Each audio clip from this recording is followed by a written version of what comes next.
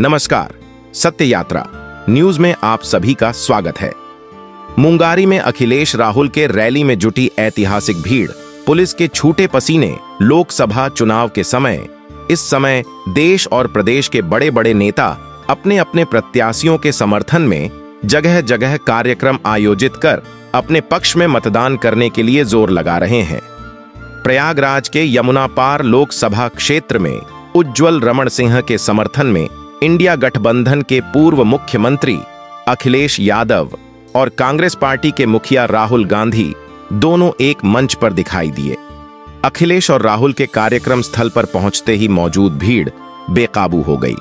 भीड़ इस तरह बेकाबू हुई कि पुलिस के पसीने छूट गए। मात्र 15 मिनट में दोनों नेता उज्ज्वल रमण सिंह के लिए वोट देने की अपील किए। वही लोगों का कहना था कि ऐसी भीड़ कई वर्षों में किसी भी नेता के रैली में अभी तक नहीं हुआ है। तपती धूप, भयंकर गर्मी भी अखिलेश और राहुल के दीवाने को नहीं रोक पाई। दर्जनों युवाओं ने राहुल गांधी से हाथ मिलाकर धन्यवाद दिया।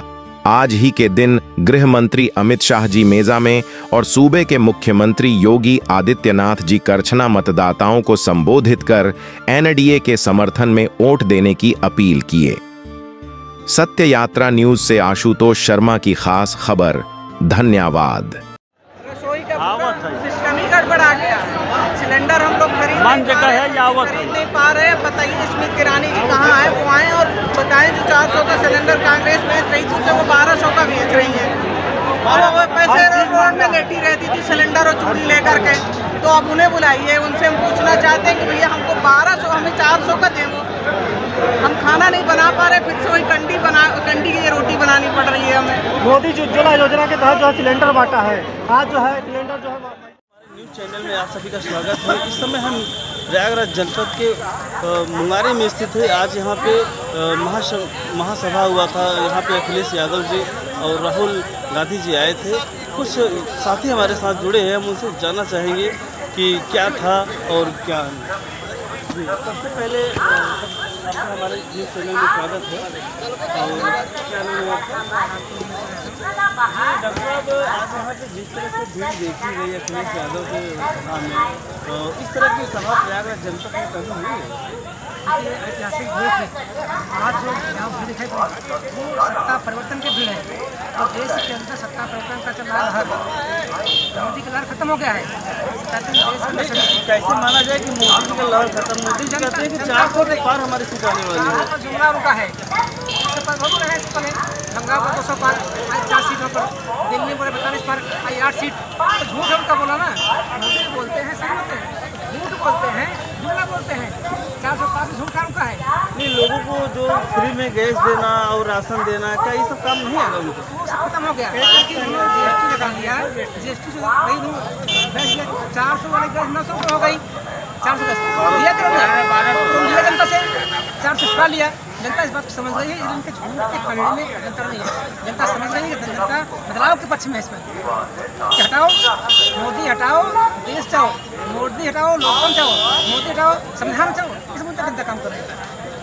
क्या लगता है कि इस बार प्रयागराज की जनता बदलाव करेगी? बिल्कुल बदलाव तय हो चुका है, कोई डाउट नहीं है। और भी हमारे साथी हैं, उनसे हम जानना चाहेंगे। यहाँ पे जी सबसे पहले हम आपका परिचय जानेंगे। मैं कमलेश कुमार पुष्कर, माली समाज से, जिला सचिव समाजवादी पार्टी इलाहाबाद। कमलेश जी, आज यहाँ पे जो भीड़ लगी थी, लोगों का मानना है कि इस तरह की भीड़ यमुना पार में क्या पूरे प्रयागराज में नहीं हुआ है। क्या बात सही है? ये माननीय अखिलेश यादव जी की लोकप्रियता है, माननीय राहुल जी की लोकप्रियता है। उनकी लोकप्रियता के आधार पर ही ये भीड़ हमेशा समाजवादी पार्टी में रही है। लेकिन आज की जो भीड़ थी वो ऐतिहासिक भीड़ थी। वो सत्ता परिवर्तन की भीड़ थी, संविधान बचाओ की भीड़ थी, लोकतंत्र बचाओ की भीड़ थी। क्योंकि इस सरकार में संविधान, लोकतंत्र और जनमानस के लिए जो खतरा बनता जा रहा है, उसके परिवर्तन में हर क्षेत्र के जनमानस में भीड़ उठा करके माननीय अखिलेश यादव जी ने बताने का काम किया कि हम आपके साथ में इस देश की दशा बदलने जा रहे हैं। क्या लगता है कि अखिलेश यादव के आने से और राहुल जी के आने से यहाँ पे कुछ और बदलाव होगा? बिल्कुल होगा। उनकी सरकार आने पे निश्चित तौर पर एक अलग बदलाव होगा। और यह ऐतिहासिक सीट होगी। इलाहाबाद की सीट एक ऐतिहासिक सीट होगी और माननीय विजय रमन सिंह जीत करके जाएंगे। इंडिया गठबंधन की सरकार बनेगी और विकास की धारा यहाँ बहेगी, एक नई दिशा प्रदान होगी। जैसा कि यहाँ पे आपको बता दें कि भारतीय जनता पार्टी से भी और बसपा से कदाव मिलता है। आज मेजा में ही अमित शाह भी आए थे, तो उनके आने से बीजेपी में क्या प्रभाव पड़ेगा? कोई प्रभाव नहीं है।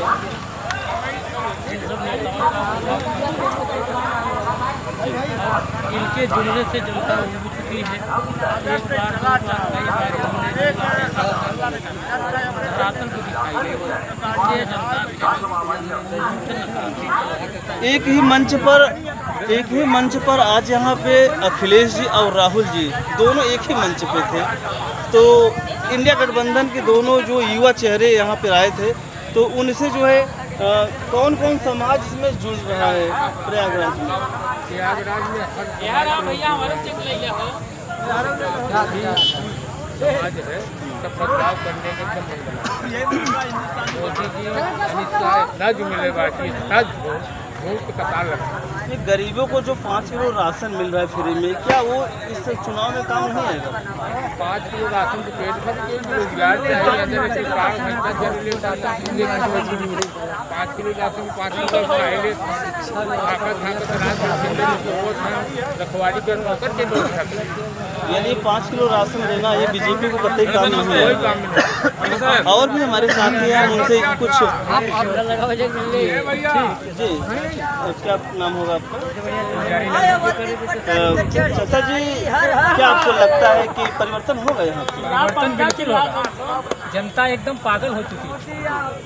मोदी इतना झूठ बोल रहे हैं, इतना झूठ बोल के जड़ दिए लोगों को। क्या बताओ, काठी बजाने से कोरोना चला गया? लाइट हंग करने से कोरोना चला गया? 5 किलो राशन से पेट भरेगा किसी? एक बात है, फिलहाल गरीबों का तो कुछ भी नहीं है। गरीबों का तो खून चूस जान लेना रक्त करना वो कांग्रेस लागू कह रही ना, जनता एकदम पागल हो चुकी है। तो बीजेपी से यहाँ पे सांसद कौन है वर्तमान में? अभी इस समय यहाँ पे रीता जोशी, तो उनको टिकट न, उनका टिकट कटना क्या साबित कर रहा है? अब उनका टिकट कटा या नहीं कटा इससे मतलब, लेकिन जनता जो है भुखमरी के मारा क्या विकास समाज में बीजेपी की बौखलाहट है। बीजेपी एक डकैत पार्टी है, प्रयागराज ही झूठ बोलती है।